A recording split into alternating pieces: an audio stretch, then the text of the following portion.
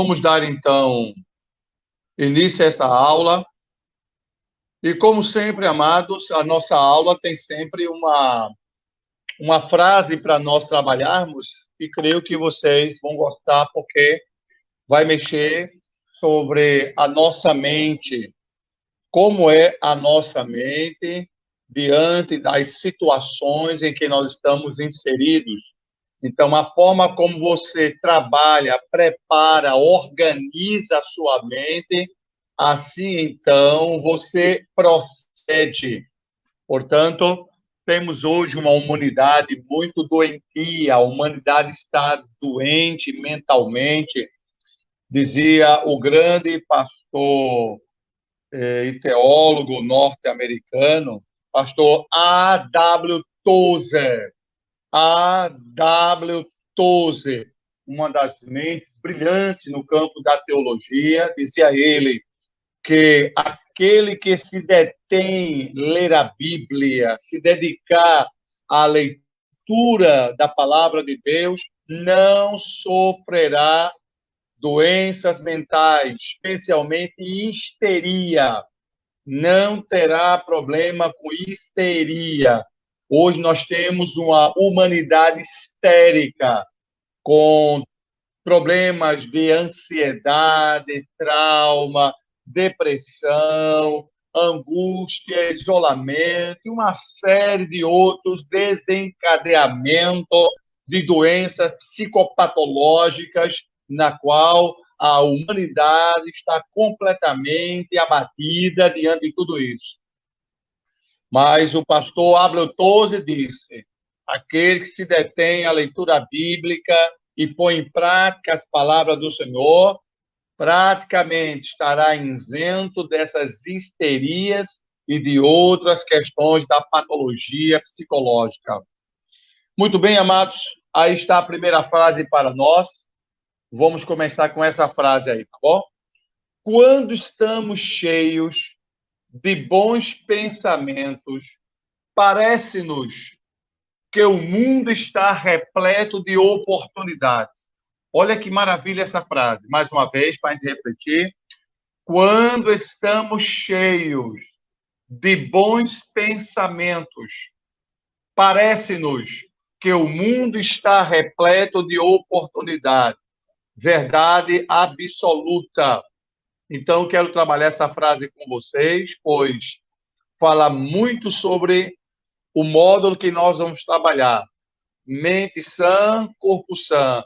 Mente sã, melhor forma de se relacionar intra e internamente com o próximo.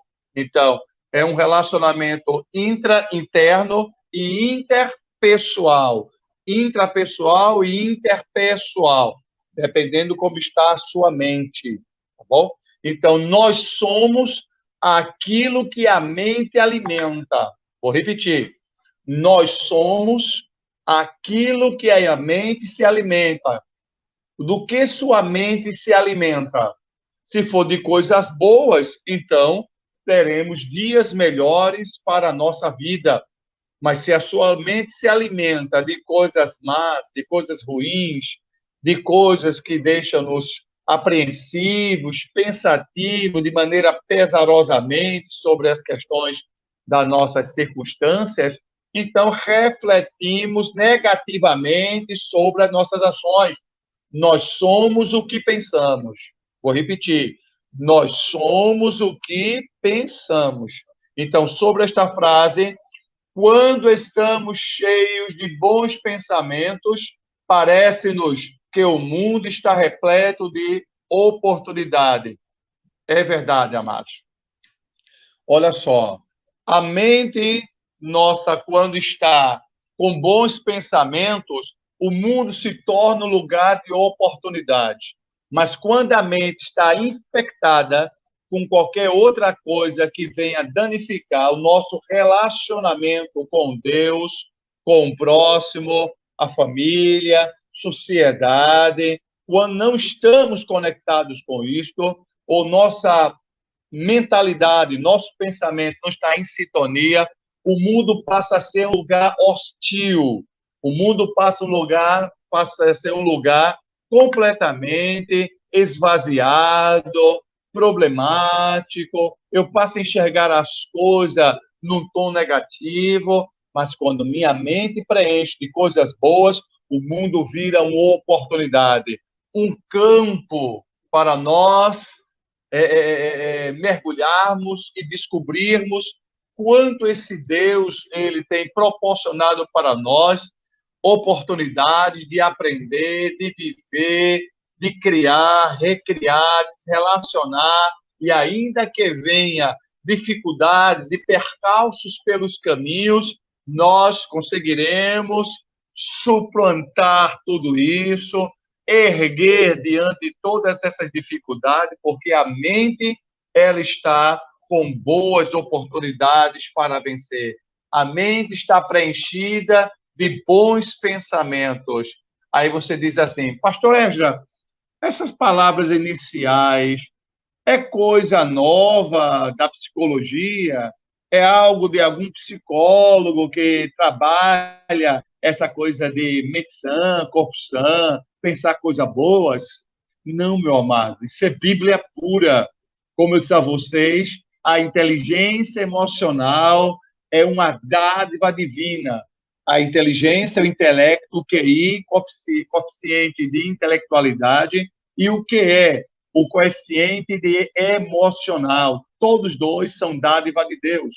Então, a Bíblia já previa que alguém ia usar termos científicos na psicologia, na neurologia, sobre inteligência emocional. Agora, vamos ver a base bíblica e teológica para essas minhas palavras iniciais, baseado nessa frase: quando estamos cheios de bons pensamentos, parece-nos que o mundo está repleto de oportunidades. Olha o que a Bíblia vai dizer lá em Filipenses, capítulo de número 4, versículo 8. Quanto os mais irmãos, tudo que é verdadeiro, tome nota, tudo que é verdadeiro, tudo que é honesto, tudo que é justo, tudo que é puro, tudo que é amável, tudo que é de boa fama, e se alguma virtude e se há algum louvor, nisso pensai. Pode colocar na tela cheia, meu pastor. Então, olha só, pessoal. Nisso pensai. Não, tela cheia com a minha imagem aqui para eu passar para o pessoal. O que acabamos de ler, amados, é justamente a base para esta frase odierna. Porém, a estrutura da inteligência emocional para fomentar a frase que é atual está na Bíblia Sagrada, escrita por Paulo há 2000 anos atrás. Vamos analisar esse texto, amado, já que hoje vamos trabalhar sobre os 5 elementos da inteligência emocional extraídos da Bíblia, como também as 7 atitudes da liderança na inteligência emocional no aconselhamento. Então, olha só, primeira coisa que Paulo está falando para nós. No demais, irmãos, tudo que é verdadeiro. Olha lá, a mente com coisas boas, pensamentos bons, que nós estamos nesta fase, hein? Pensamentos bons. Lá vai. Tudo que é verdadeiro é bom para a mente, então pense em coisa verdadeira. Tudo que é honesto faz bem à mente, faz bem à inteligência emocional, então aplica isso na tua vida. Tudo que é justo, justiça, ajuda no desenvolvimento da inteligência emocional, claro que ajuda, ela é muito bem-vinda para o processo cognitivo, intelectual e emocional, então ajuda. Tudo que é pura, pureza na mente, em tratar e conviver com as circunstâncias, situações, pessoas, Deus, o sagrado, o divino, a Bíblia, a pureza sempre nos leva para um patamar mais elevado, sempre nos leva a nos conectar com as coisas de Deus. Tudo que é amável, amor é um princípio fundamental para quem lidera, para quem está à frente da obra de Deus, para quem quer ver o desempenho de todo o seu trabalho juntamente com a sua equipe. O amor é fundamental, como diz Paulo, né? Tudo que é amável. Paulo vai dizer lá, se eu falasse a língua dos homens, a língua dos anjos, uma série de situações, mas se eu não tivesse amor, nada me adiantaria. E ele vai dizer tudo que é de boa fama. Olha só, já vai 6 elementos que eu elenquei para vocês aqui. Preste atenção essa palavra de Paulo. Tudo que é de boa fama. O que está tornando uma humanidade enferma, doentia, é que os bons pensamentos que deveriam nos acompanhar na nossa vida diária, infelizmente, estão infectados de maus pensamentos. É o que Paulo coloca aqui. Falta na sua mente a boa fama, mas a má fama, as más conversações, as conversas que desestabilizam o nosso emocional, nos tornam a pessoa doente. Então, Paulo é, sem dúvida, o maior referencial para um desenvolvimento da inteligência emocional, desde que a sua mente possa estar atrelada a tudo que é verdadeiro, honesto, justo, puro, amável, de boa fama. E para completar com o 7º, se alguma virtude, preste atenção essa palavra, virtude, essa é a palavra que fecha. Virtude aqui no grego tem algo fundamental para nós. Alguém pergunta, pastor, por que o senhor evoca tanto o grego, o latim e o hebraico? Eu já disse na primeira aula, a Bíblia ela foi feita com a base da linguagem gramatical do hebraico e do grego, e o latim por causa da influência para a nossa língua portuguesa. Então, meu amado, aqui está a palavra virtude. E se algum louvor, nisso pensai. Olha que coisa linda, meu Pai. Nisso pensai. Pensai o quê? Em coisas verdadeiras, em coisas honestas, coisa justa, coisa que é pura, coisa amável, coisa de boa fama. Agora vamos entender onde tudo isso termina, amado. Olha o que Paulo coloca para nós. Segundo a sociedade ateniense, a sociedade grega, com a capital Atenas, você vai ter a palavra virtude. A virtude aqui do grego trabalha sobre 2 palavras que definem bem sobre a qualidade deste homem. Primeiro é o aristoi, o homem aristoi. Isso fala sobre uma atitude de se tornar um homem melhor, um homem sociável, um homem que transita bem na sociedade, qualificação de um bom cidadão. E aqui Paulo eleva mais ainda, o bom cidadão ainda com esses pensamentos bons, porque como servo de Deus, a nossa mente tem que estar com esses pensamentos de verdadeiro, de honesto, de justo, puro, amável, de boa fama. Então, do ponto de vista para os gregos, o homem justo, o homem que é de sociedade, o cidadão ateniense, o cosmopolita, era justamente o homem aristoi, o cosmopolita, cosmo, mundo, e policidade. O homem grego é um homem de vivência mundial, é o homem que tem como referência uma cidadania não apenas em Atenas, mas uma cidadania mundial, global. Por isso que ele é um cosmopolita. Mas para chegar a esse nível e para ter essa qualificação, ele precisa ser aristoi. Mas tem outra palavra ainda profunda para a definição de virtuosismo, virtude, é a palavra chamada arete. Eu acho que vocês já ouviram falar sobre muito o prêmio arete. O que é arete, pastor? Do grego, fala sobre a excelência da virtude. Ou seja, é o nível mais alto para a excelência do homem na sua postura na sociedade. A excelência que está ligado é a noção de cumprimento de um propósito ou da função em que o indivíduo está destinado. Ou seja, qual é o propósito e a função na qual o líder está destinado?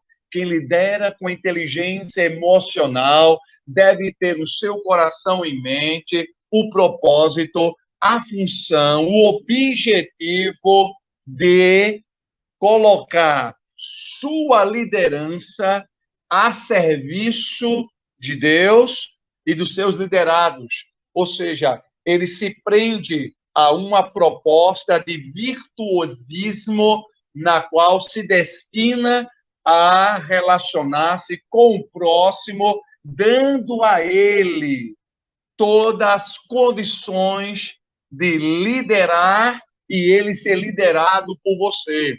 Isso é o virtuosismo, é o homem arete, o homem que está determinado a dar o melhor de si. E esse melhor, Paulo diz, as qualificações, quais as prerrogativas do melhor de um líder para liderar com inteligência emocional, ser verdadeiro, ser honesto, ser justo, ser puro, ser amável, ter boa fama para que se torne um homem aristoi e um homem chamado arete. O aristoi é esse homem na qual tem a nobreza, a excelência. O aristoi, ele doa a sua vida. O arete, ele doa a sua vida. Ele tem a função de liderar seus liderados, se doando, dando o melhor de si para conduzir seus liderados a um nível aonde o tornará também líderes. E aí, pessoal, o que é que vocês acharam disso? Eu acho isso maravilhoso, formidável. Quando a Bíblia fala, nisso pensai, que coisa extraordinária. Meu Deus, olha ainda as situações, circunstâncias pela qual Paulo escreveu isso. Ainda falta esse nível para a gente entender. Quando eu falo aqui sobre a pureza da nossa mente, quando eu falo que o líder tem que ter tudo isso em mente, se tornar um homem virtuoso, aristoi, o homem arete, olha ainda as circunstâncias em que Paulo escreve a carta aos Filipenses. 30 anos após a morte de Cristo e 10 anos após que Paulo esteve em Filipos, eu tive o prazer de estar nessa cidade quando eu viajei para Israel, Grécia, Roma e Turquia. Olha só, Paulo, quando escreve aos Filipenses, no capítulo 4, quando ele coloca aqui para nós, dizendo que, no mais, irmãos, tudo que é verdadeiro, honesto, ele estava preso, amados. Imagine, Paulo estava acorrentado nas mãos, nos pés, sob cadeias, pega a pena e escreve este texto extraordinário. Paulo, preso, escreve sobre verdadeiro, honesto, justo, e tem mais. No versículo antes, no capítulo 4, versículo 4, ele vai dizer, alegrai-vos no Senhor. Mais uma vez vos escrevo, meus alunos de liderança com inteligência emocional, numa cosmovisão psicoteológica. Alegrai-vos. Desfaz esse semblante de delegado, tira a tristeza do olhar, gente. Renitente, aquela pessoa que está sempre mal-humorada. Paulo vai dizer, alegrai-vos, e mais uma vez eu escrevo, líder, tenha um semblante de alegria, apesar dos percalços, apesar dos traumas, apesar das dores e sofrimento, apesar das apunhaladas pelas costas, apesar das alfinetadas que recebemos dos nossos liderados. É normal que isso aconteça. Paulo está preso, Paulo está prestes a ser sentenciado, mas ele diz: alegrai-vos. Isso é fundamental na cabeça do líder. O líder, apesar de todas as circunstâncias contrárias à sua liderança, mas não deve esmorecer o seu desenvolvimento emocional. Portanto, quando Paulo diz alegrai-vos, você já percebeu que nos 4 capítulos da carta aos Filipenses está escrito 16 vezes a palavra alegrai-vos, tenha alegria, seja alegre, porque ele sabe muito bem, Paulo, que a alegria é a tônica da vida para suportar todas as pressões que são advindas das nossas situações e condições como homens nesta vida. Glória a Deus. Salva de palmas ao meu querido apóstolo e teólogo Paulo. Este homem, sem dúvida, merecia um crédito para os estudiosos da mente humana, para os estudiosos da psicologia, da psiquiatria, da psicanálise, pois este Paulo recebe de Deus orientações divinas que reverbera há 2000 anos acerca desse clássico extraordinário da literatura cristã, de como deve ser a nossa atitude diante das circunstâncias. Portanto, aqui fica a minha palavra de introdução sobre esta frase. Quando estamos cheios de bons pensamentos, parece-nos que o mundo está repleto de oportunidades. Agora, vamos para a nossa aula, por favor. A nossa aula começa aí. Eu já falei sobre autoconhecimento na aula passada. Estão lembrados, meus alunos? Agora vamos partir do autoconhecimento. Vamos agora para autocontrole. Número 2, autocontrole. Os 5 elementos da inteligência emocional na Bíblia Sagrada. Porque esses elementos eles foram elencados pela psicologia, para os estudiosos da inteligência emocional. Porém, esses elementos já se encontravam na Bíblia, não com o nome de autocontrole, autoconhecimento, mas os textos bíblicos falam acerca disso. Quer ver? Vamos trabalhar agora autocontrole, que é algo muito importante na cabeça de um líder. Olha só, 2 Timóteo, capítulo 1, versículo 7, está escrito: porque Deus não nos deu um espírito de temor. Olha lá, aqui fala de medo. Deus não deu medo à liderança. Um líder que tem medo de liderar, medo de falar, medo de conduzir, medo de guiar o seu grupo, você não terá desenvolvimento emocional para a liderança. Você não foi chamado para isso, porque Deus não deu um espírito de temor. Segundo, aí Paulo vai refletir sobre 3 coisas que vai tirar o medo de você. Primeiro, ele nos deu um espírito de fortaleza.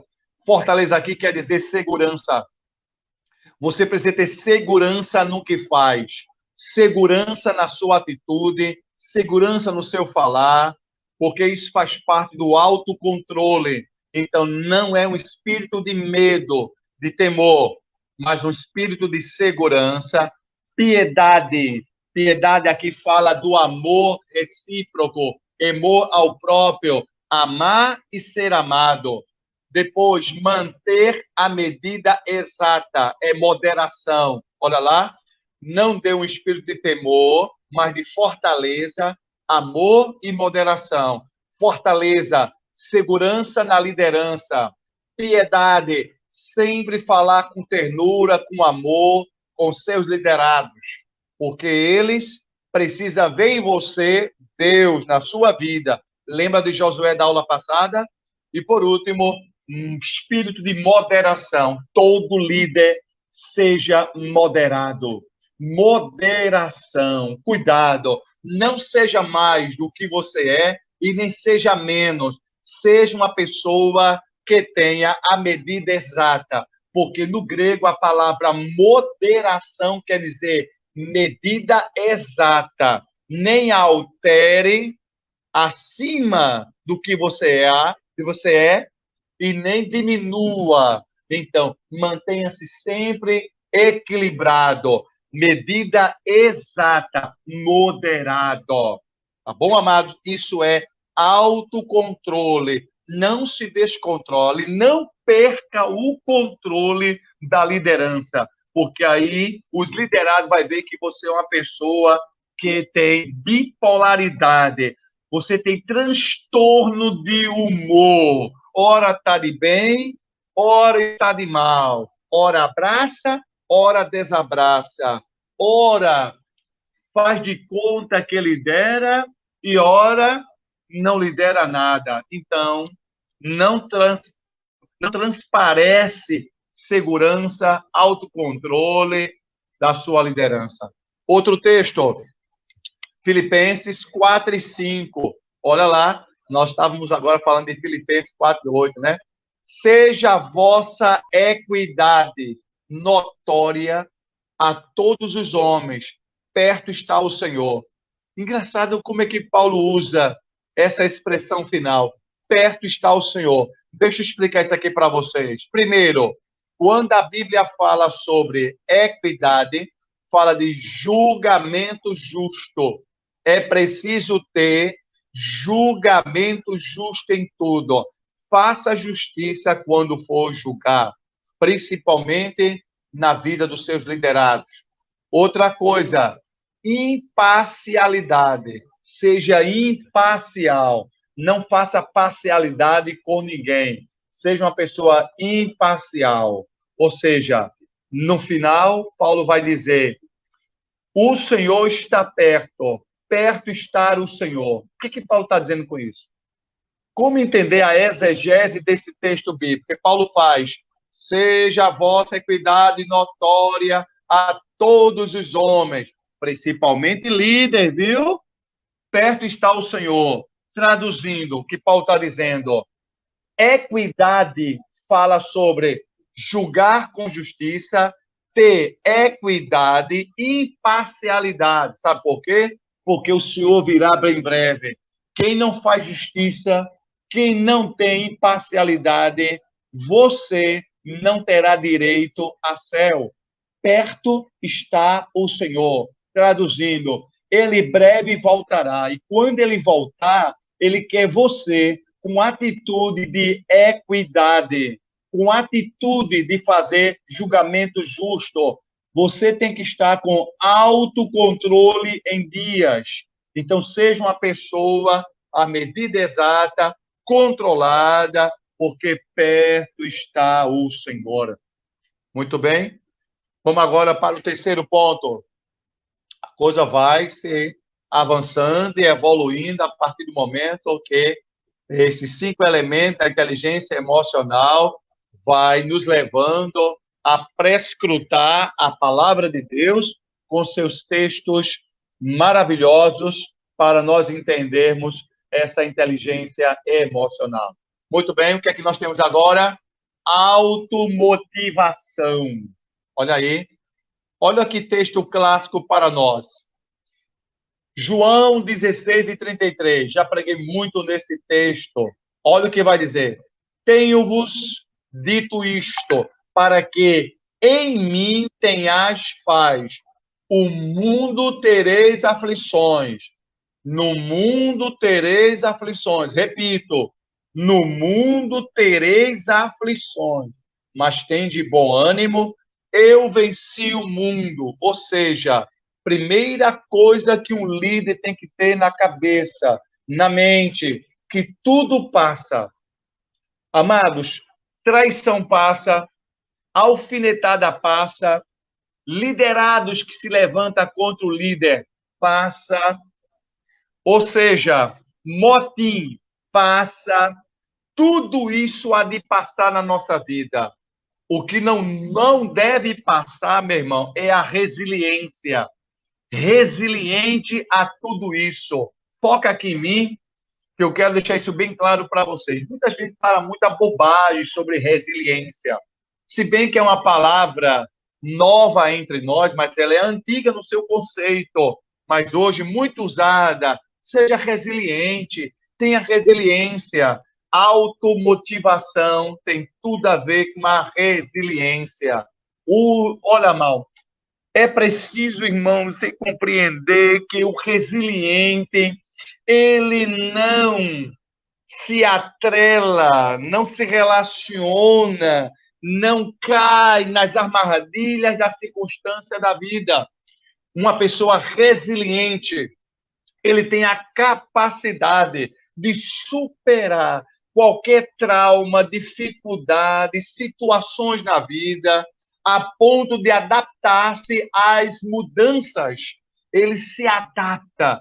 Paulo diz assim: sei estar bem, sei estar mal, sei ter o que comer, sei ter o que não comer, sei ter na hora das coisas para dormir e sei também viver em situações precárias que não me dão condições de comer, de beber, de descansar e de dormir.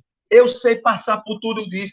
Isso é um exemplo claro da resiliência, é se adaptar às mudanças, ou seja, superar obstáculo, resistir à pressão e situações adversas. Isso, mano, quer dizer resiliência. Paulo vai dizer: em tudo somos mais do que vencedores, vencedores aos traumas, vencedores às apunhaladas pelas costas, vencedores às alfinetadas, vencedores aos motins que se criam sobre nós, vencedor sobre calúnias e difamações. A tudo isso, seja resiliente, porque Jesus Cristo disse que no mundo tereis aflições, e as maiores aflições que nós sofremos como líder nesta vida está diante de nós, na família e nos nossos liderados. Lembra da aula que eu falei da semana passada? Sobre os íntimos, ele nos trai. Os que estão mais distantes um pouco, ele nos decepciona. É isso que eu estou colocando, pessoal. Então, esse texto formidável que nós temos aqui, 16:33, de João, quando Jesus fala que no mundo tereis aflições, a resiliência está aí diante de nós, na qual temos que nos amoldar diante de todas essas circunstâncias. Amém? Outro texto para nós, pessoal. Olha que coisa maravilhosa sobre automotivação. Porque tem gente, pessoas, que diante de um percalço, de uma pessoa que falou mal de você, você foi decepcionado por alguém, foi traído por alguém, vou desistir, eu vou abandonar, eu não tenho chamada para isso. Meu pai, veja a vida dos grandes homens e mulheres, veja a vida dos grandes liderados da Bíblia, dos grandes líderes da Bíblia. A própria vida de Jesus Cristo é um exemplo para nós, a vida de Paulo, de Pedro, Tiago, João. Amados, você está pensando que ser líder é viver sempre do bom e do melhor? Você vai ter alguns percalços, mas isso ajuda você no processo de resiliência e até mesmo de ressignificar isso na sua vida. Aproveite esses traumas, essa dificuldade e ressignifique para você isso. Tome como aprendizado para você. Isso ajuda e até no processo, né, da nossa inteligência emocional. Diante de uma situação, não entre na depressão, vou abandonar, vou tomar Rivotril, Lexotan, a minha vida é um trauma, eu não presto mesmo, a minha liderança sempre é um fracasso. Não! Paulo tinha razões de sobra para falar disso, dos obreiros que ele andou com ele e traiu ele. Pelo contrário, ele, dentro de um processo de resiliência, colocou a obra em primeiro lugar, colocou seu chamado em primeiro lugar e tornou-se esse apóstolo extraordinário que, diante das circunstâncias, soube, então, superar no processo da resiliência. Outro texto, Josué 1:9. Não te mandei eu, olha aí a automotivação. Quem te mandou foi Deus, quem te chamou foi Deus, quem te preparou foi Deus, e quem te deu ministério foi Deus. Amém? Então, não te mandei eu, esforça-te e tem bom ânimo, não temas, nem te espantes, porque o Senhor teu Deus é contigo por onde quer que andares. Olha que coisa. Foca aqui em mim, pastor Gleison. Olha só. Não temas. Dizem que alguém já contou na Bíblia que nos 66 livros, 1.189 capítulos e 31.173 versículos, existe 366 vezes a palavra não temas. Não, todo dia Deus está dizendo, líder, não temas, não temas, não temas. Quem te chamou foi eu, quem te preparou foi eu, quem te deu ministério foi eu, não tema. Mas eu vou sofrer? Vai. Você vai ter traições no seu ministério? Vai. Tudo isso faz parte da chamada, porque nem Jesus foi isentado dessas coisas, de traições, de pessoas que queriam macular seu ministério. Portanto, aprendendo com esse texto aqui de Josué, a situação em que encontrava-se Josué, na qual Deus disse a ele, não temas, não te espante, porque o Senhor é contigo. Sabe qual foi a circunstância, irmão? De guerra. Você está em guerra? Talvez uma guerra psicológica. Eu estou falando aqui de guerra psicológica e guerra física, guerra militar, derramamento de sangue. Era batalha contra os gigaseus, perizeus, amorreus, cananeus, heveus, heteus e perizeus. Então, todos esses povos da geografia cananeia se levantaram contra o homem de Deus Josué. Agora, como ter uma mente sã e um corpo sã para encarar tudo isso? Pois Deus o animou. Ele, sobre a automotivação, se encheu de Deus, colocou sua vida em ordem como vencedor, não temeu e não se espantou. E sabe qual foi o resultado? Venceu 31 reis, 31 batalhas em Canaã. Quer motivação maior do que essa? Quais são as tuas batalhas e dificuldades que você não pode vencer em Cristo? Porque está escrito, em Cristo somos mais do que vencedores. Glória a Deus. 31 batalhas vencidas, 31 reinos destruídos, 31 cidades destruídas. Que coisa, amados. Se você precisa de automotivação, que é um dos elementos da inteligência emocional, está aqui. Josué é a prova disso, diante de todas essas coisas. Quando eu ministro para a família, eu costumo dizer assim, Josué foi um homem que escreveu o livro, venceu 31 batalhas, derrubou 31 cidades, conduziu 12 tribos, parou o sol, parou a lua e ainda tinha tempo para a família. Eu e a minha casa serviremos ao Senhor. Tome uma lição disso. Aproveita essa deixa e me chama para eu pregar na sua igreja. Amém, amados? Brincadeiras à parte. Prepare esse sermão aí que é profundo. Aonde eu tenho ministrado sobre este versículo, vida tem sido restaurada e ressignificada a sua vida como pai, mãe, filho. Amém, santos? Então vamos lá. A automotivação, o que é isso? Incentivo próprio, pessoal. Portanto, encontre motivação em Deus. Isso aqui que foi dado por ele, viu, santo? A inteligência emocional é para recorrê-lo. Está aí esse texto. Vamos mais? Vamos agora para o quarto dos 5 elementos da inteligência emocional na Bíblia. Empatia. É o quarto item que nós vamos discutir agora. Olha só, a empatia. Primeiro, Romanos 12, 15. Alegrai-vos com os que se alegram e chorai com os que choram. Preste atenção nisso aqui. Não confunda empatia com simpatia. Simpatia é, o rapaz, como fulano é educado, como fulano é uma pessoa que trata bem as pessoas. Isso é simpatia. Empatia é diferente. É reconhecer a emoção do outro. Por isso que o texto está dizendo: alegrai-vos com os que se alegram e chorais com os que choram. Alegria sem fingimento. Pode ampliar aqui para mim, meu santo. Então, olha só. Alegria tem que ser sem fingimento, porque você está cansado de receber um semblante alegre lhe abraçando, mas o coração é fingido. No coração se encontra a inveja, se encontra ciúme, rancor, porém, o arcabouço facial representa um teatro.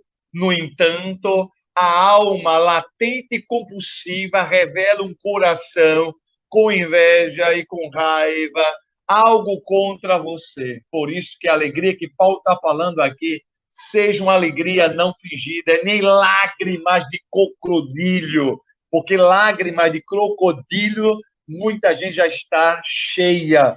Então, pessoal, mantenha a serenidade em se alegrar com os que alegram e chorar com os que choram.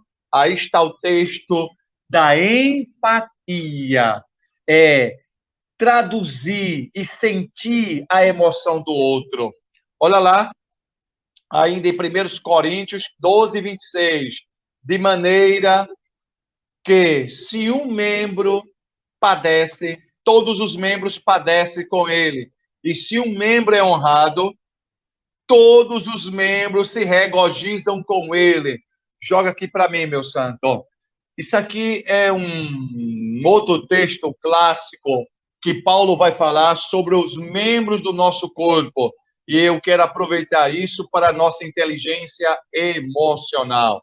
Olha só, o versículo aqui fala para nós da importância de cada membro do nosso corpo. A importância dos meus olhos, da minha boca, do meu nariz, do meu dedo, do meu peito, do meu coração, as partes do meu corpo de forma interna e externa. Paulo está colocando aqui para nós a importância de cada membro ser honrado. Lembra o que eu falei na aula passada sobre honra e temer? Estão lembrados disso, pessoal? Olha só, aqui temos uma coisa mais importante sobre isso. Toda parte do corpo tem que ser honrada. O versículo 25 ele vai dizer o seguinte: para que não haja divisão no corpo, mas antes tenham os membros igual cuidado uns com os outros. Não haja divisão. Agora vamos traduzir, fazendo aqui uma leitura bem contemporânea, uma leitura contextualizada. Por que há tanta divisão na igreja?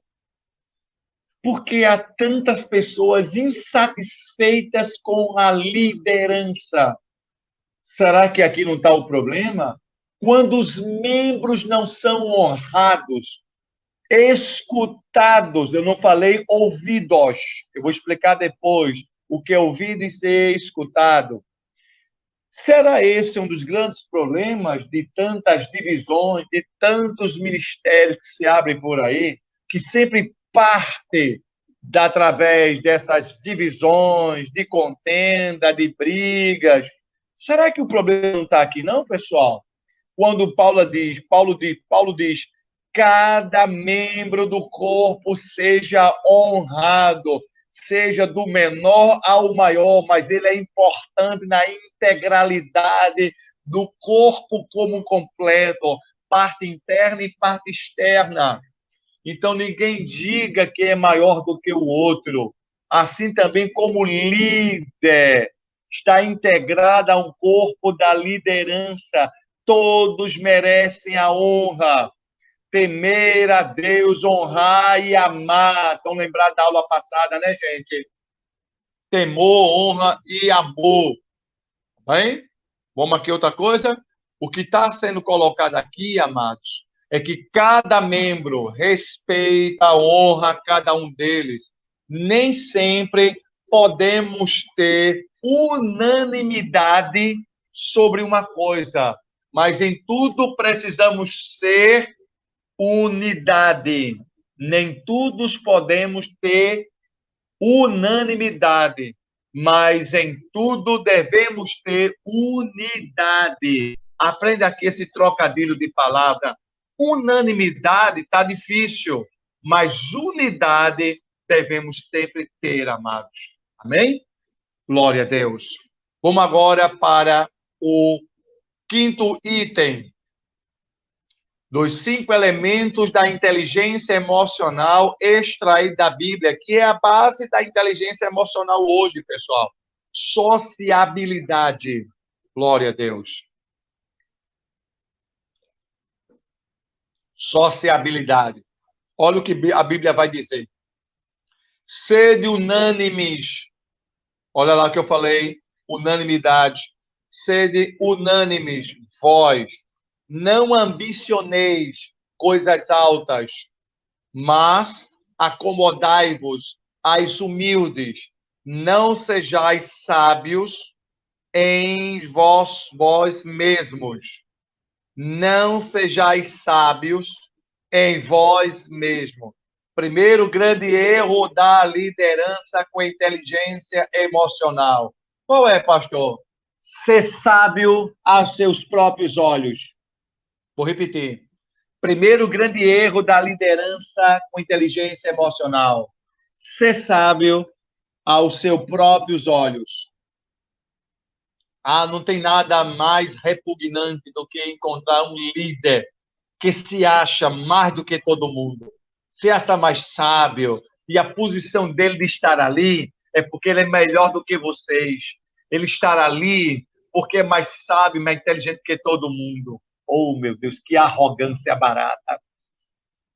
Olha, gente, quando diz a Bíblia Sagrada, não seja sábio diante dos vossos próprios olhos, não confie o forte na sua força, nem o sábio na sua sabedoria, mas em Deus está a força e está a sabedoria. Deixa eu falar sobre o grande personagem que eu gosto dele, né? O Sócrates vai dizer o seguinte: só sei que nada sei. Por que isso? Quando você diz só sei que nada sei, não é porque você deixa de saber. Isso aqui não é humildade extremada, barata. Isso aqui está dizendo o seguinte: quanto mais eu me vejo como explorador do conhecimento e sempre me aventurando a saber mais, eu abro portas e caminhos para sempre procurar saber.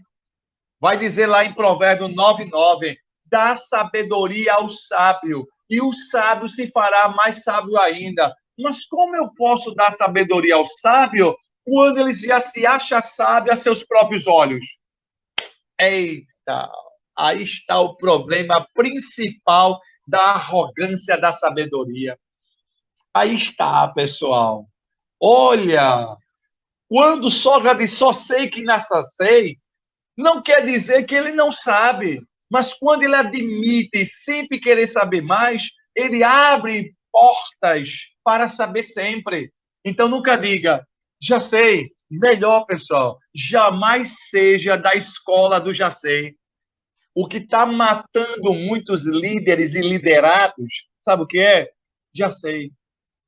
Eu tenho aqui, nessa minha aula aqui, nesse curso, eu tenho homens de Deus, eu tenho o Marco, que é psicólogo, tenho o pastor Augusto, que também tem formação na área da psicologia clínica, é psicólogo clínico, e tantas outras pessoas que têm formação em sociologia, antropologia, pessoas que são formadas na área de exatas, pessoa que é formada aí na área de conhecimento da psique humana.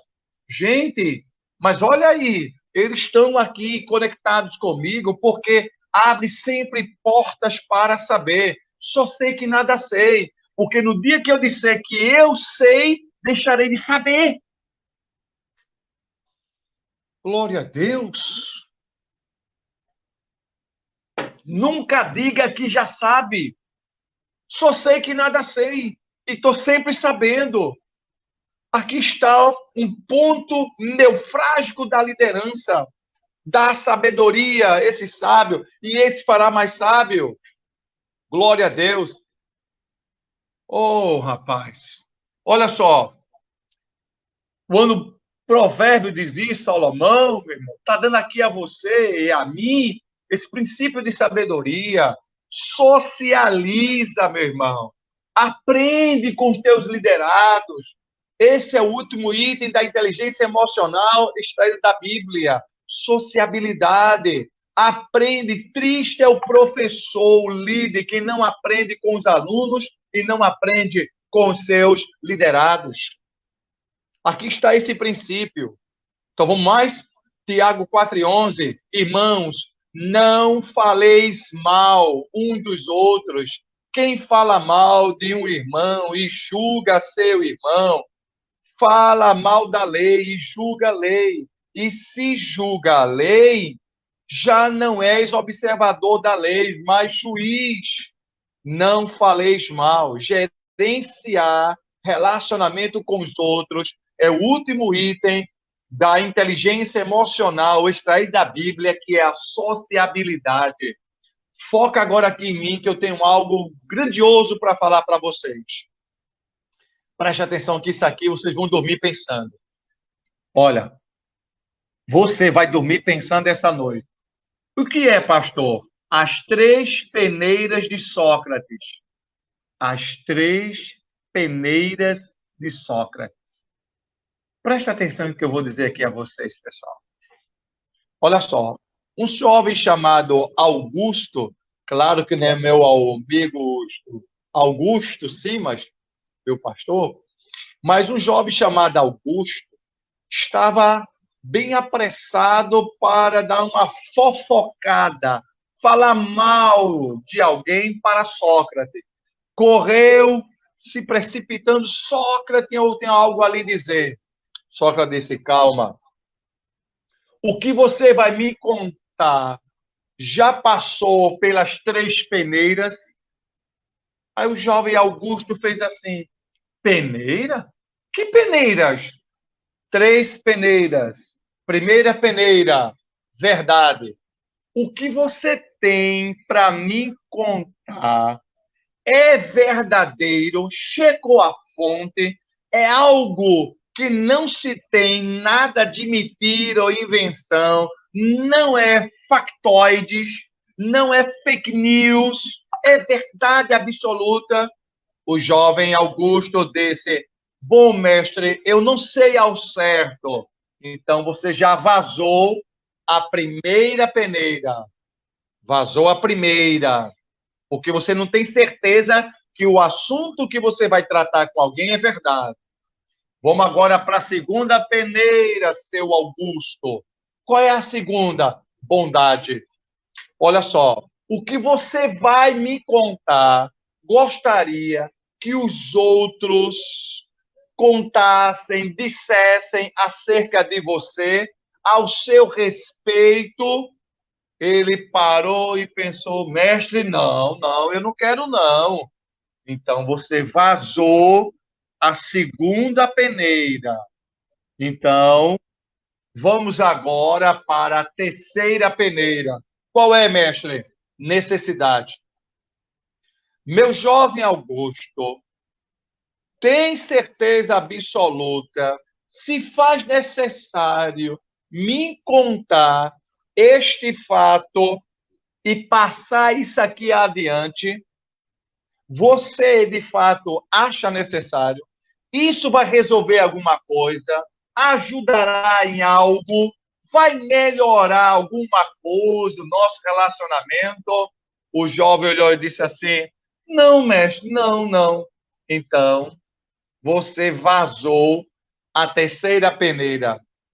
Então, em nada me interessa o que você tem a me contar. Guarda-te contigo. E seguiu à frente, dando aula, o mestre Sócrates. Tá bom, amados? Aprenda, então, essas três peneiras. Antes de fofocar, antes de abrir o ouvido para o seu liderado, aprenda essas três coisas: verdade, bondade e necessidade.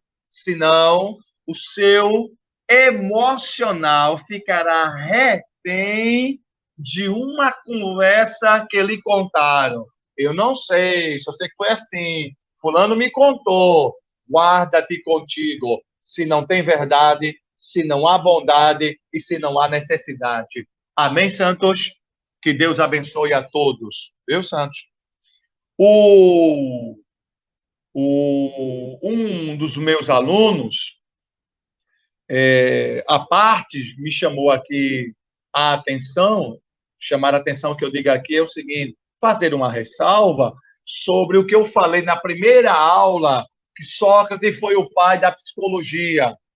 E ele ficou assim muito pensativo, mas pastor, o primeiro pai da psicologia é o Wilhelm Hunt, que é o alemão do século XIX. Esse é o pai da psicologia moderna. Mas o pai da psicologia, na sua fase embrionária, é o Sócrates. Alguns professores de psicologia admitem isso, porque Sócrates, pelo processo da maiêutica, pelo processo da ironia, aquilo que eu falei na primeira aula, de parturejar a alma, fazer o ser humano a pensar e esculpir o ser humano para tornar ele melhor. Isso aqui já são os processos cognitivos trabalhados pelo Sócrates lá no processo da maiêutica na Grécia. Então, quando eu digo que Sócrates é o pai da psicologia, eu estou colocando ele aqui no patamar da fase embrionária. Por quê? Porque toda a ciência moderna que existe hoje, com os seus devidos pais, alguém lá atrás trabalhou antes. Quando a gente fala de astronomia, lá atrás era astrologia, passou a ser ciência agora, mas lá atrás se estudava isso. Quando hoje se estuda a medicina científica das sementes, das árvores, dos frutos, de todas as suas proteínas, lá atrás se estudava ainda de forma empírica o poder das ervas medicinais, que hoje vira ciência. Então, tudo que hoje é ciência hoje, gente, lá atrás era tão somente a fase embrionária. Quer ver uma coisa? Teologia não existia. E por que surgiu teologia? Porque lá atrás começou-se, então, ter argumentos acerca de Deus, acerca do divino, do sagrado, e para que isso não se tornasse uma heresia, passou então a ter uma teologia para explicar melhor. Então, toda a ciência moderna, com seus respectivos pais criadores, beberam de fontes lá no passado. É nessas condições, nesta plataforma, que a gente coloca Sócrates como o pai da psicologia. Tá bom, amados? Vamos agora adiante. Olha só, já estamos há 1 hora falando e agora temos 7 itens para vocês, para a gente elencar. Creio que nós vamos terminar hoje de 11 horas, tá bom, pessoal? 1 hora e meia. Alguém está se queixando que a aula está se prolongando muito. Já outros, né? Pastor, vai até meia-noite, está gostando, né? Mas, enfim, é porque um assunto é muito gostoso, pessoal. Inteligência emocional tem muita coisa. Olha, gente, eu só estou trabalhando aqui sem nenhuma arrogância, desprovido de qualquer vaidade. Isso aqui não é nem 5% do que é inteligência emocional. Eu apenas estou fazendo um link das experiências que eu tive, tenho, atrelado com a Bíblia Sagrada e de leituras que eu fiz. Tá bom, amado? E de palestras que a gente ministra em prefeitura, ministra na igreja, ministra para líderes, escola bíblica de obreiros. como também para professores dos estados, para alunos, para o pessoal da área de saúde, como palestrante, a gente faz isso, principalmente o pessoal da área de saúde, que trabalha também na área de saúde mental, enfim, pessoal. Então, a inteligência emocional é um campo muito grande, e quando a gente mergulha na Bíblia, a misericórdia, quer ver um livro que vai trabalhar toda a inteligência emocional? O livro dos Salmos, o maior livro da Bíblia, está recheado, pessoal, de exemplos clássicos da inteligência emocional. É um livro altamente terapêutico, é o maior livro terapêutico já produzido pela mente humana sobre o Theos Pneustos, a inspiração de Deus sobre a mente dos escritores do livro de Salmos, que do hebraico quer dizer o Sefer Terrilim, livro dos louvores. Então, pessoal, isso aqui não, né, ainda é arrogância minha dizer que é 5%. Há muita estrada, muito caminho para se percorrer e evitar os atalhos. Amém, Santos? Vamos agora para as 7 atitudes da inteligência emocional no aconselhamento. Todo líder precisa de um espaço para o aconselhamento. Então, o primeiro está aí, ó, ambiente. Tudo que você vai aconselhar, meu santo, é preciso ter ambiente favorável, agradável a ambos, não somente a você. O que é ambiente, pastor? É o meio em que você vive. O meio que você vive é limpo, garante segurança, é agradável, é um ambiente satisfatório para um diálogo. Como está o ambiente em que você vive? Isso, então, me dirá quem você é. Então, cuida do ambiente para tratar as pessoas. É o próximo item nosso. Confiança. Sabe o que é confiança aqui, meu irmão? Crédito de fé. Você dá um crédito de fé à pessoa, confiança. Então, aí, segundo item, pode colocar aí, meu pastor Gleison, e vamos falar sobre confiança. Ambiente é um espaço que tem que ter confiança.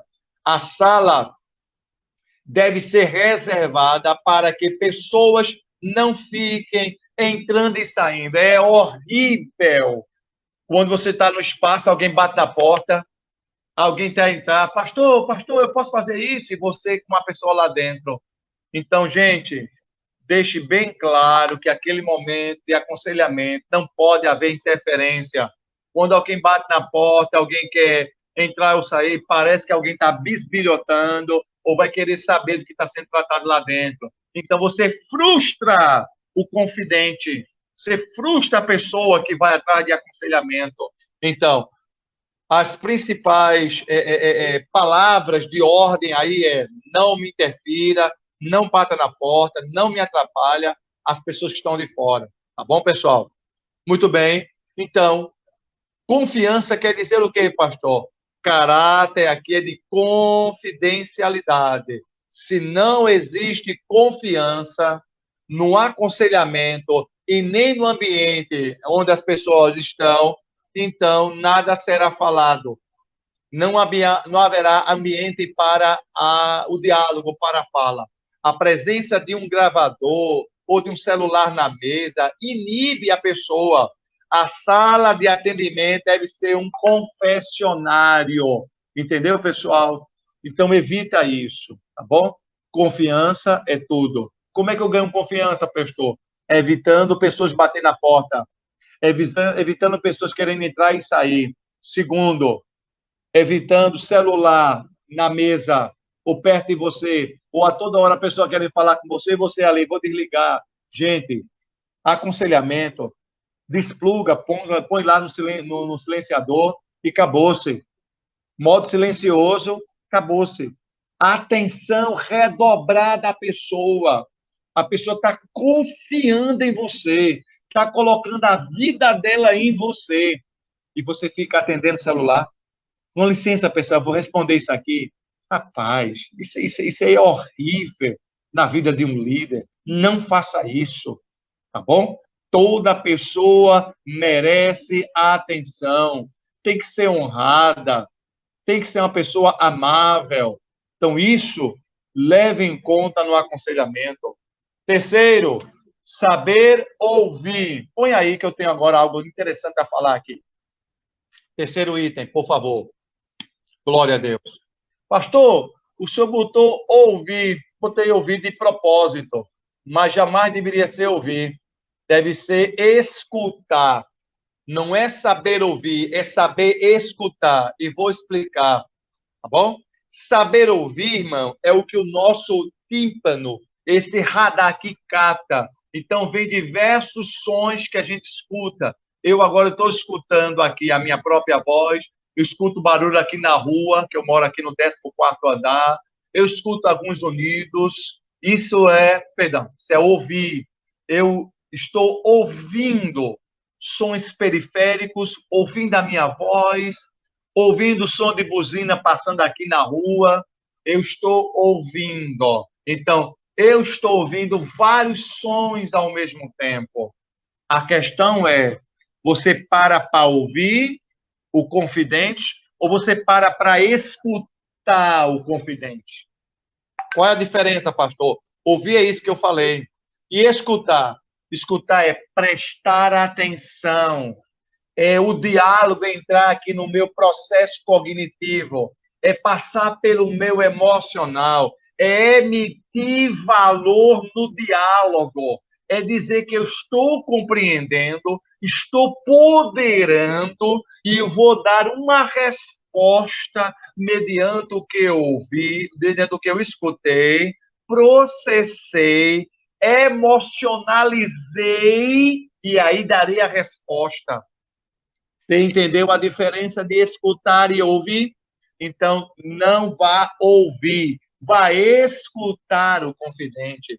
Se o conselheiro quer ajudar uma pessoa a falar, então ele tem que saber escutar.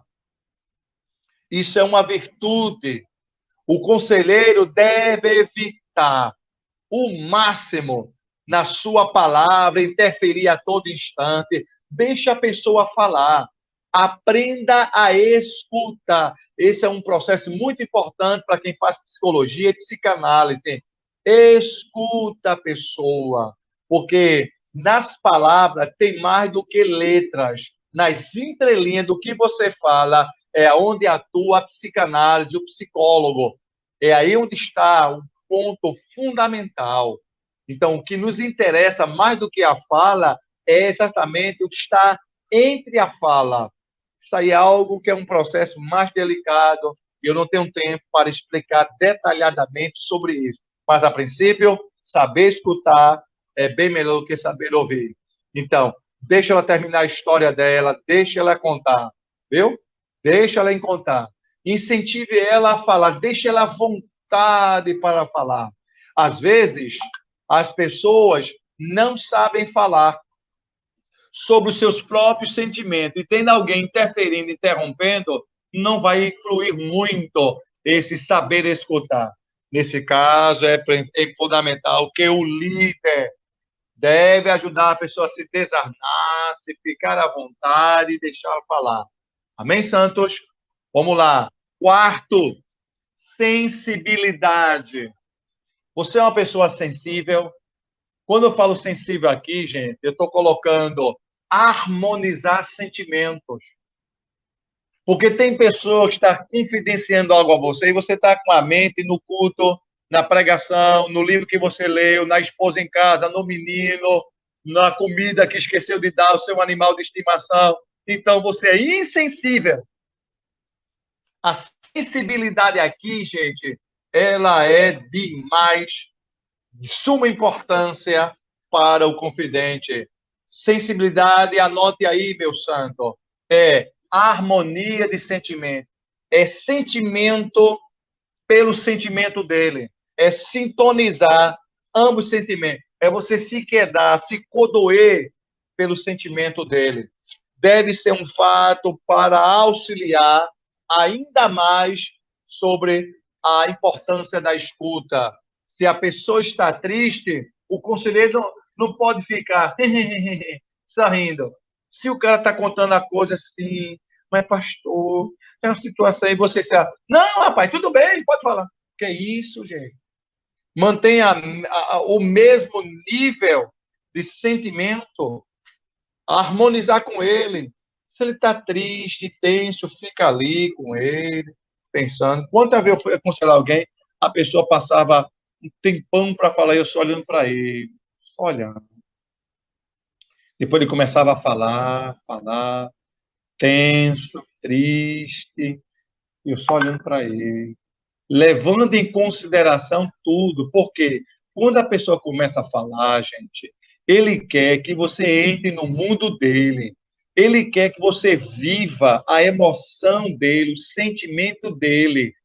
Então, ele quer que você viva o que ele viveu, se foi uma traição com a esposa, ou vice-versa, marido, se sofreu algum golpe na alma por alguém difamá-lo, seja o que for. Quando um confidente vai ter com você, ele quer que você entre na vida dele. Olha, gente, isso aqui é coisa tão profunda sobre aconselhamento que eu precisaria só, talvez, de mais tempo para colocar isso aqui. Mas olha, gente, nesse ponto aqui da sensibilidade, o item 4, quando alguém vem chorando, conversar, alguns ficam até nervosos e tal, ele está dizendo, por favor, viva o que eu vivo, para você poder me aconselhar. Mas se você é um cara insensível, não reflete, não harmoniza sentimento, a pessoa vai dizer, perdi meu tempo, que lástima. Fui falar com alguém, um pastor, um líder, nem sequer olhou para as minhas lágrimas, não se cordoeu com a minha história. Que coisa inaceitável. Portanto, gente, leve muito a sério. Quem vai pedir conselho está com uma vida ali na sensibilidade, à flor da pele. Portanto, o conselheiro tem que ser essa pessoa sensível, está no mesmo nível de tristeza do outro, se colocando cada vez mais, querendo entrar na vida do outro, sem ficar assim, ignorando, rindo, coisa desse tipo. Emoção aqui fala de sentimento, de compaixão, de se condoer com o outro. Quinto, pessoal, vamos lá? Paciência. Você é uma pessoa paciente? Ou quando está a pessoa lá no seu consultório, no seu escritório, no seu gabinete pastoral, você fica olhando o relógio? Que nem relógio eu tenho. Mas tem líder que vai pedir conselho e fica olhando para o relógio. Sim, não, olha, a gente vai resolver. Não, não se preocupe não, irmão. Eu sei que a coisa é séria, mas olha, a gente... Meu Deus. Olha, gente, por isso que eu digo, as nossas igrejas estão cheias de chefes, mas não de líderes com inteligência emocional. Ah, meu Deus. Eu estava falando com um pastor famoso que quer fazer, ou melhor, eu quero fazer uma live com ele, que eu admiro muito esse pastor e aprendo muito com ele, né? Pois bem, aí eu falei, pastor, eu estou fazendo assim um mini curso de inteligência emocional. Sabe o que esse pastor me falou? Inteligência emocional é tudo. Olha que coisa que ele me falou, gente. Então, pessoal, paciência aqui é fundamental. A paciência é um requisito na prática do aconselhamento. O líder precisa ter paciência para escutar o que o outro vai dizer. E às vezes é história, mais história, tem que ouvir a história, para que você possa emitir algum aconselhamento após ele ser aconselhado. As histórias que eles vão contar são importantes. Sabe por quê? Porque no meio da história está a resposta para você dar a ele. No meio da história está a solução. Aí você não quer ouvir a história? E como é que vai aconselhar? Deixa contar a história, pessoal. E aí vai estar a solução. Tá bom, pessoal? Aprenda isso. Deixa contar. Escute bem a história dele. Deixa ele contar tudinho. a solução vai vir, o seu aconselhamento dentro da história dele. Então, saber escutar a história dele é de suma importância. Muito bem. Olha, gente, paciência. Não perder a calma. Tá bom? Fique calmo, paciente e escute. Ou seja, você é uma pessoa paciente? A paciência nos ensina muita coisa. Item 6, por favor. Observação. Vai lá. Já estamos chegando no final, pessoal. Observação. O conselheiro aqui, amado, deve usar o método da observação em tudo. Isto é, observar, primeiro, as palavras. Como são as palavras dela ou dele? Presta atenção nas palavras dele, o termo que ele usa, a linguagem. Se vai vir com muita tônica, essa palavra é carregada de ódio, de raiva, de rancor, de que alguém está desesperado. As palavras faz uma leitura do emocional dele. Presta atenção, saiba fazer a leitura das palavras, porque emite muito o emocional da pessoa. Outra coisa, seu comportamento como um todo, analise. Se a todo tempo ele mexe a cabeça, não olha para você, se ele está conversando e não olha para você, é porque tem algo escondido dentro dele que ele não consegue encarar. E outra coisa, não somente escutando e vendo seu comportamento, mas também prestando atenção ao timbre da sua voz. Outra coisa importante, saber se com gestos diferentes, se a mão está trêmula, se balança muito o corpo, tudo isso a gente faz leitura emocional para depois aconselhá-lo. Aconselhá-lo depois, só depois dessa leitura. A expressão facial fala muita coisa. Tem que falar com você assim, é porque, pastor, olha só, está uma situação, olha para lá, um olhar perdido, aquela coisa de quem não quer encarar você. Então, perceba se ele está triste ou alegre, com medo, nervoso, com raiva. Tudo isso, inteligência emocional, vai lhe ajudar nessas coisas, pessoal. Perceba tudo para depois aconselhar. Deixa eu dar um exemplo de um conselho que eu já dei uma vez. A pessoa chegou no meu gabinete, pastor, não aguento mais, não pode fazer isso comigo, é assim, assim, assim, mas falou. Mais ou menos 1 hora eu deixei ele só falando. Eu só olhando para ele. Só olhando. Só olhando. Quando ele terminou, ele fez, pastor, o que o senhor tem para me dizer? Eu só disse uma coisa. Suporte. Está me ouvindo aí do outro lado? Suporte. Vou repetir. Suporte. Quando ele escutou essa palavra, suporte, ele parou, olhou para mim, respirou, levantou-se. Muito obrigado, pastor. Percebeu, gente? Tudo o que ele queria nesse aconselhamento era alguém para encorajá-lo a suportar tudo isso. E não entrar na onda dele, porque seria um suicídio emocional. Me ouviu aqui? Seria um suicídio emocional.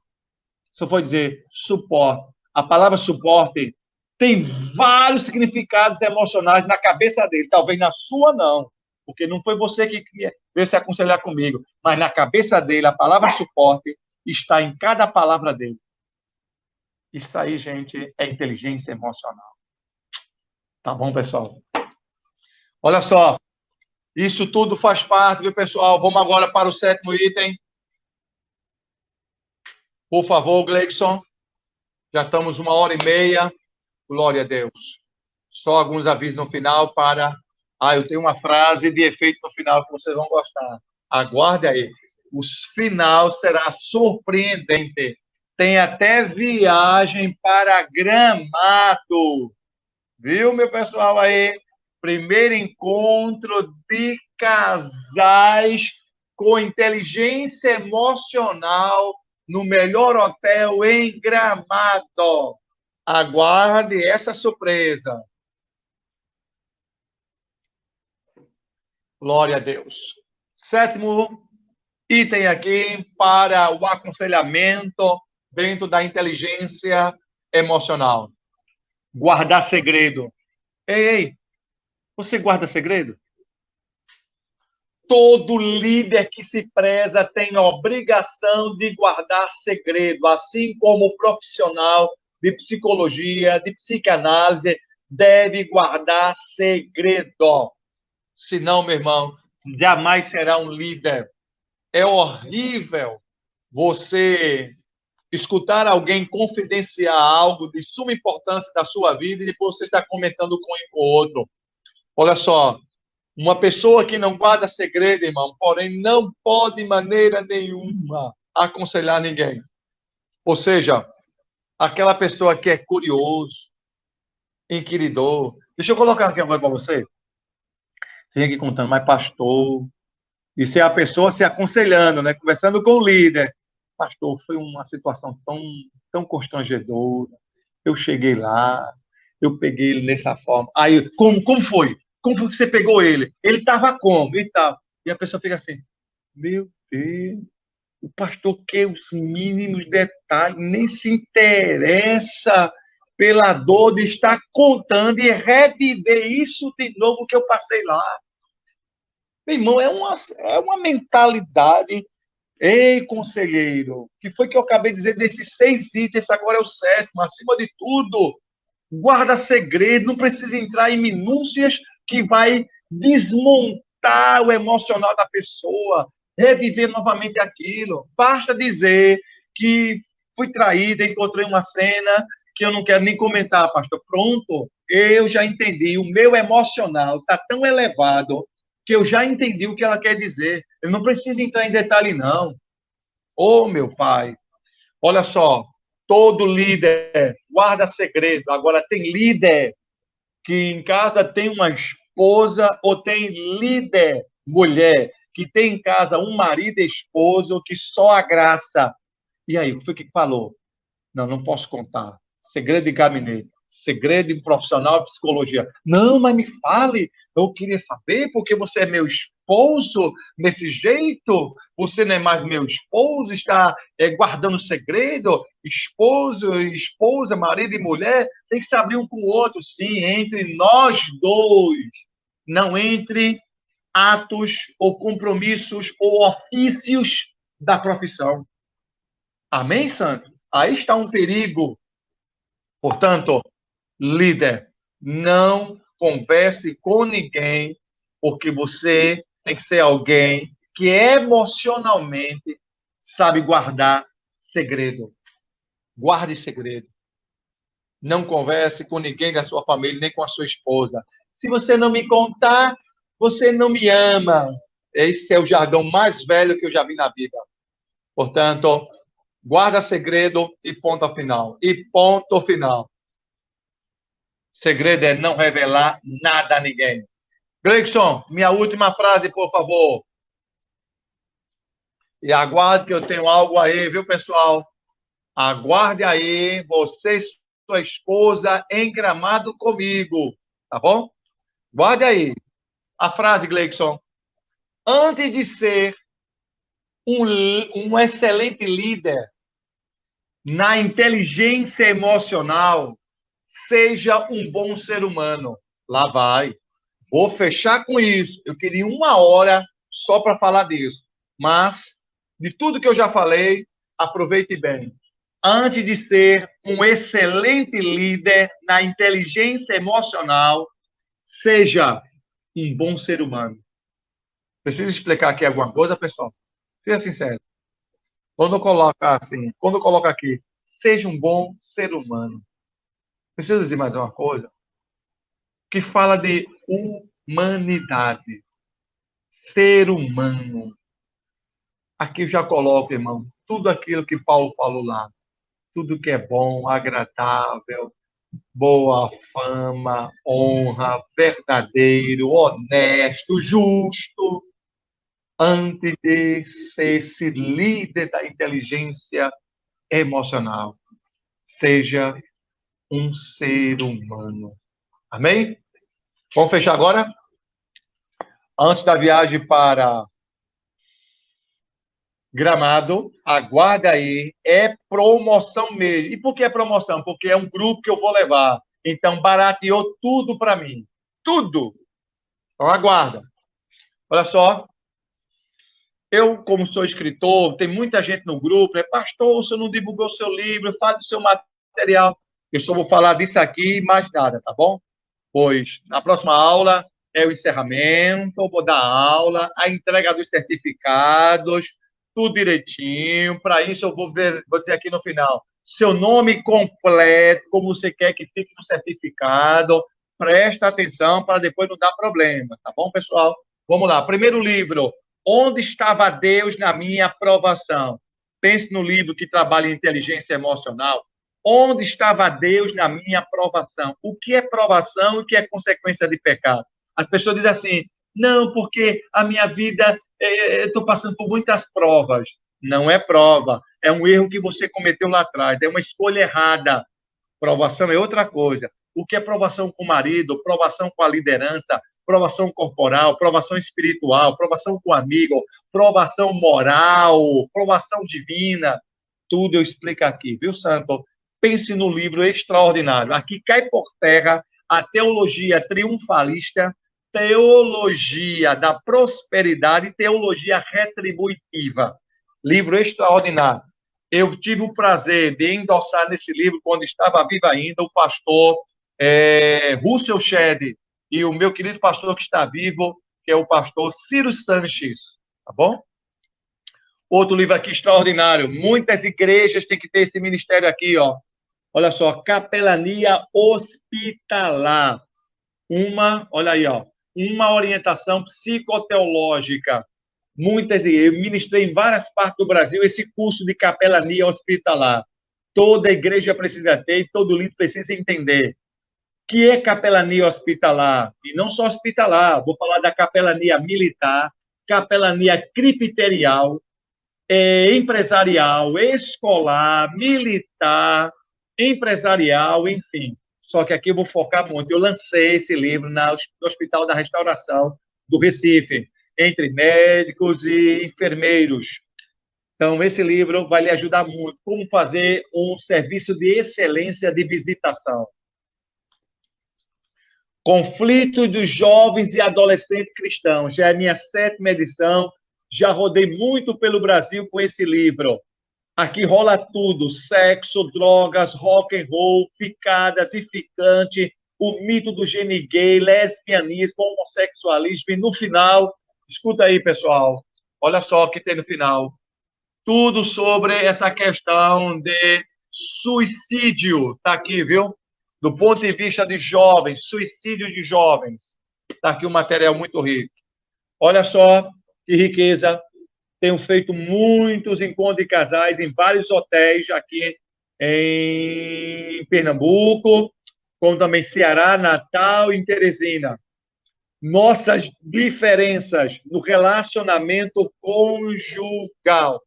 Nesse livro, eu coloco aqui atrás, olha, foi parte do meu doutorado em psicanálise. Olha só, como processa o cérebro do homem e o cérebro da mulher.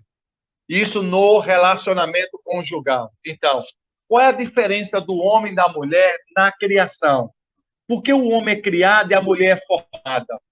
Outra coisa, a diferença no amor, a diferença no sexo e a diferença na questão do orgasmo. Ou seja, na questão do relacionamento mais profundo e mais íntimo. Nesse livro a gente revela essas coisas. Profundo, pessoal. Tá aí para você.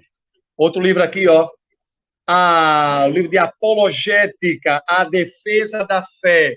Esse livro é um livro que nos ajuda a nos defender sobre a heresia que hoje tem tomado o mundo, essa questão de secularização, esse marxismo cultural, essas coisas que nós temos visto sobre ataques a Deus, a Jesus, a igreja e a palavra dele. Então, pense num livro muito bom. Como surgiu a apologética? Paulo vai dizer, eu fui posto para a defesa do evangelho. Outro livro aqui, ó. Bíblia, a história escrita por trás do livro. Esse livro aqui, gente, eu escrevi em viagem a Israel, Egito, Grécia, Roma e Turquia. 5 países que originaram, então, a Bíblia Sagrada. A Bíblia foi escrita nesses países. Então, eu gastei 17 mil reais para fazer essa viagem, para escrever esse livro. Está aqui, ó. Meus livros não são escritos embaixo de ar-condicionado, são base em pesquisas, em viagens, entrevista, e aqui está esse livro.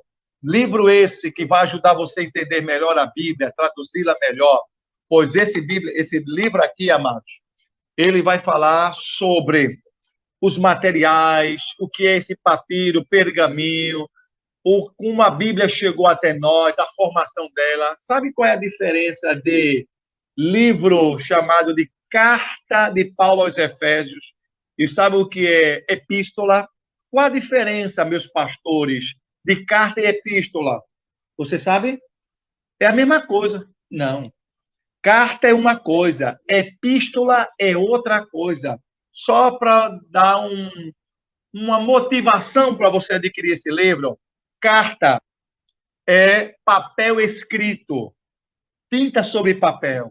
Epístola vem do grego epi, por cima, estola, manta. Antigamente, o correio era em cima de um cavalo. Eu pegava a epístola e colocava em cima do cavalo. A epístola é o recipiente que recebe a carta. Então, a carta ia dentro da epístola. Por efeito de semântica, do ponto de vista histórico, passou-se a usar o termo de epístola, mas o original é carta. Carta é papel. Epístola é o recipiente que recebe a carta. Durma sem essa, meus amigos. Nisso e muito mais eu revelo aqui nesse livro. Quais os materiais da Bíblia? Ou seja, a Bíblia foi escrita como? Em telha, em pergaminho. Qual era a tinta? Se usava sangue de boi com carvão pulverizado, goma de azeite se usava, tudo isso para escrever a Bíblia. Olha esse livro extraordinário que nós lançamos em 2017. Fiz uma reformulação dele, ainda ficou melhor. Que livro é esse, pastor? Entenda a Reforma Protestante. Eu viajei para a Alemanha, em Wittenberg, em Ausleben, Wartburgo, para escrever esse livro. Esse livro coloca a história de toda a reforma. Pré-reformadores, reformadores, pós-reformadores, que foi John Wycliffe, John Rui, Savonarola, Lutero, Calvino, John Wycliffe, como também Armínio, também John Wesley, o último dos reformadores. E olha que presente eu tenho para vocês. Não vai encontrar em livro nenhum do Brasil. Olha só. Todo o quadro cronológico dos reformadores, desde Pedro Valdo até John Wesley. E atrás, as 95 teses de Lutero. Todo líder e pastor que se preza deveria ter esse livro da reforma. E, por último, defendendo a fé na universidade. Você precisa, seu filho precisa, pois é um livro que ensina você a ter coragem para debater contra ateus, materialistas, gnósticos, evolucionistas e toda essa bandalhada considerada esquerdopatas, esquerdalhas, que estão dentro das universidades, denegrindo a imagem de Deus, da igreja e dos evangélicos. Então, aqui é uma resposta à altura, meu filho. Esse livro vai lhe ensinar muito a defender a sua fé. E, por último, olha só, eu coloquei todos os filósofos, desde a Grécia até os dias atuais, como também as escolas filosóficas, as teorias filosóficas. Está aqui, ó, um material riquíssimo, tá bom? Então, esta coleção, amado, agora vai o presente proporcional para os meus alunos. Quanto custa, pastor? Olha só, cada livro desse, na livraria, aqui mesmo é a Luz e Vida, custa R$ 39,90. Comigo, esse material está custando R$ 29,00. Mas eu queria a coleção, pastor. A coleção vai sair mais barato ainda.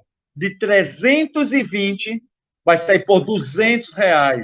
Repito, de 320 por R$ 200. A coleção, 8 livros completo.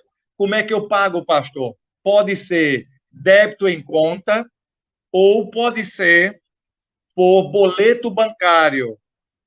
Os interessados que tem aí o meu WhatsApp, passa para mim o seu interesse. Pastor, me interessei por a coleção, me interessei por 4 e tal.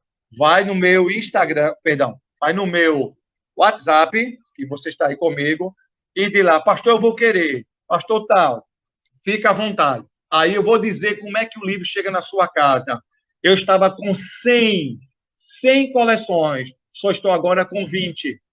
Tá bom? Então, os interessados, não perca essa promoção de quarentena do curso que eu estou fazendo com você. Quem lê sabe mais, quem lê pensa melhor, quem lê sabe falar, quem lê não tem medo de microfone, quem lê sabe dialogar, quem lê sabe o que está acontecendo no mundo, quem lê desenvolve inteligência emocional, quem lê baixa a sua taxa de hipertensão, quem lê ajuda o cérebro está com as suas células bem aguçadas para captar conhecimento. Isso é trabalho na área de neurologia. Portanto, pessoal, não esqueça dessa promoção e após a minha aula, pode entrar comigo no WhatsApp, tá bom? Eu também vou colocar as fotos no grupo aí para todo mundo ver direitinho e dizer como é que é o processo de compra, tá bom? Vamos para Gramado? Glória a Deus. Olha só. Nós vamos fazer o primeiro encontro de casais com inteligência emocional em Gramado. Gramado parece até outro país. Eu já estive lá 2 vezes, fui com a minha esposa, olha, maravilhoso. Passei só 3 dias e adivinhe, gastei R$ 8.000. Pastor, e como é que fica essa viagem para nós casais? Eu só quero levar 20 casais, que vai dar 40 pessoas. Nessa viagem, o que é que nós temos de promoção? 3.800, ou perdão, 3.600. 3.600. Casal. Tem direito a quê, pastor? Hotel, 5 dias, perdão, 5 dias, 4 noites, todo tipo de viagem no Maria Fumaça. Só viagem no Maria Fumaça, por pessoa, é R$ 400. Temos viagem no Maria Fumaça. Vamos ter também as visitações nas outras cidades. Vamos ter o nosso café. Vamos ter também o nosso almoço, tudo direitinho, jantar. Teremos, então, aqui o translado do aeroporto de Gramado, do aeroporto de Porto Alegre até Gramado. Tudo isso incluso, gente. As visitações, as entradas, tudo, tudo, tudo. 3.600.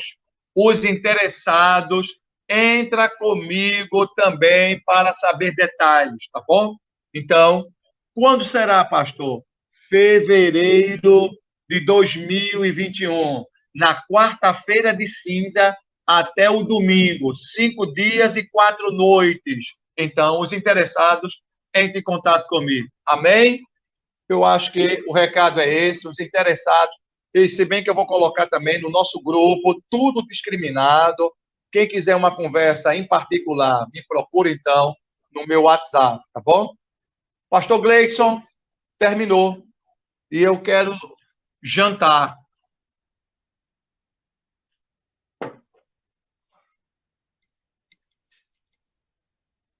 Muito bem, pastor Gleison.